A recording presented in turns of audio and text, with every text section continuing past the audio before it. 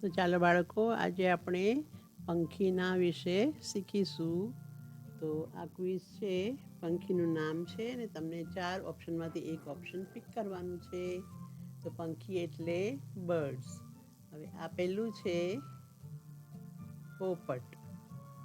પોપટ એટલે પેરટ. તો હવે ગોતો આમાંથી કયું પેરટ છે? A, B, C કે D? તો ઓપ્શન ડી. હવે આપણે બીજું જોઈએ કે મોર. તો મોર તમને ક્યાં દેખાય છે? આના અંદર કયું પિક્ચર છે મોરનું? ઓપ્શન એ મોર. મોર એટલે પીકોક. હવે છે કબૂતર. કબૂતર એટલે પીજન. તો તમને ક્યાં દેખાય છે આમાં? A, B, C કે D? તો ઓપ્શન ડી એટલે કબૂતર. હવે છે કાગડો. કાગડો એટલે જી ક્રો. ક્રો ક્યાં દેખાય તમને આમાં?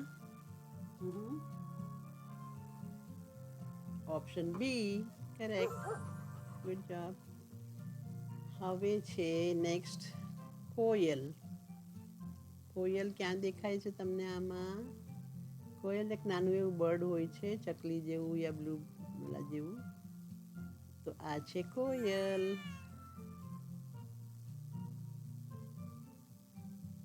હવે છે ચકલી. ચકલી એટલે કે સ્પેરો. તો તમને આમાં ક્યાં દેખાય છે sparrow? Option correct. Option D ચકલી એટલે સ્પેરો. હવે છે બતક. બતક એટલે ડક. તો ઓપ્શન કયું ઓપ્શન છે આમાંથી? Option B correct. Good job. આ છે હંસ. હંસનું પિક્ચર ક્યાં દેખાય તમને આમાંથી? આ તો કોયલ છે, આ બતક છે, આ કાગડો છે.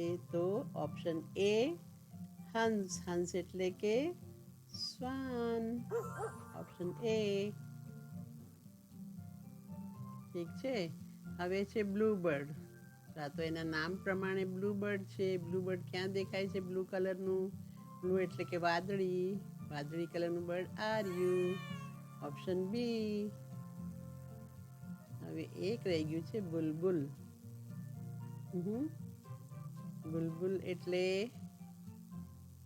નાઇટિંગેલ. એ છે બુલબુલ. Option D. સમજ પડી? તો આ બધા હતા બર્ડ્સ. બર્ડ્સ એટલે કે પંખી. પંખીને 2 પગ હોય છે ને પંખી ઉડી શકે છે.